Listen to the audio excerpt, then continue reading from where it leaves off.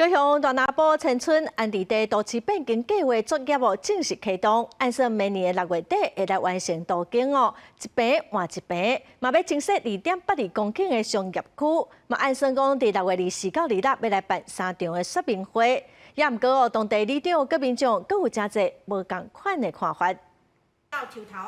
大拿埔居民提出千川预定地地质图，以及3区是依照红门港千川村落来土地，4、5、6这3区是新划出来预定地。对106年开始讲的大拿埔千川，高雄市府初二启动千川安置地都市计划变更作业，目前草案等咧公开展览。有民众讲，无论是环境的规划，也是保障内容，市府有提出升级。不过，毛里长认为，这个内容根本无符合地方需求。刚拖在顶板在做回，在做你我告老烟。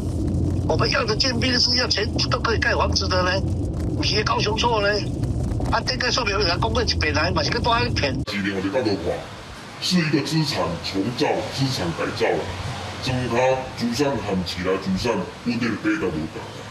啊，你今日如果用增加资产去到起来的时，重新改造变成比较有拉高它未来的整个资产总值。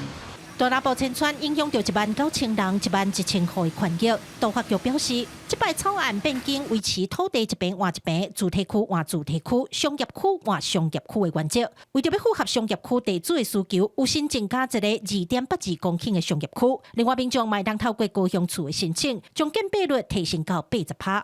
大家都期待建蔽率看是不是能够放得提高一点。那因此，我们也特别规划，透过民众如果能够申请高雄错的相关的一个设置的话，那基本上这边的建蔽率是可以提升到80%哈。都发局表示，千川草案会公开展览到7月7日，因按算24到26要伫凤山区公所、前镇区公所、甲大拿埔活动中心举办公开说明会，欢迎民众参加提供建议。记者柯家族邱超勇高雄场报道。